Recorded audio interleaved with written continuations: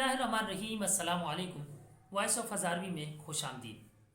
آج 27 اکتوبر کا دن ہے۔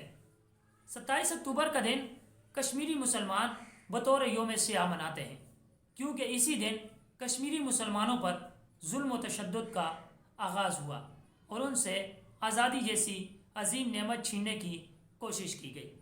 27 اکتوبر 1947 کو ہندوستان نے غیر آئینی طریقے سے اپنی افواج راتوں رات کشمیر میں داخل کر دی، جس کے بعد کشمیری مسلمانوں پر ظلم و تشدد کا آغاز ہوا اور ہندوستان کی قابض افواج نے کشمیری عوام کی آواز دبانے کے لیے ہر قسم کا حربہ آزمایا۔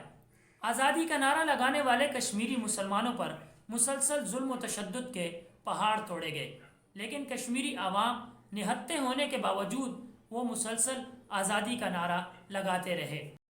ہندوستان کی 9 لاکھ سے زائد مسلح افواج نے کشمیری مسلمانوں پر ہر قسم کے ظلم کے پہاڑ توڑے۔ کشمیر میں ہونے والی شہادتوں کی تعداد اب تک 1.5 لاکھ سے تجاوز کر چکی ہے، جس میں بچے، جوان، بوڑھے اور عورتیں بھی شامل ہیں۔ کشمیری مسلمان اب تک اپنے بلند و بالا حوصلے کی وجہ سے آزادی کے نعرے لگاتے ہوئے دکھائی دیتے ہیں۔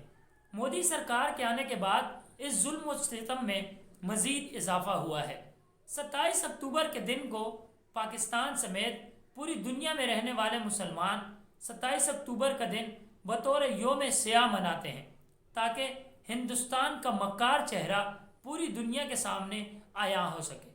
اور وہ دن دور نہیں جب کشمیری مسلمانوں کی قربانی کی وجہ سے کشمیری مسلمان آزادی کی سانس لے سکیں گے۔ گزشتہ 7 دہائیوں سے پاکستان ہر مقام پر کشمیر کا مقدمہ لڑ رہا ہے، اور جب تک کشمیر اور کشمیر کے لوگوں کو آزادی نہیں مل جاتی تب تک پاکستان یہ مقدمہ لڑتا رہے گا اور عالمی برادری کی اس جانب توجہ دلاتا رہے گا کہ کشمیر کے مسلمانوں پر ظلم ہو رہا ہے۔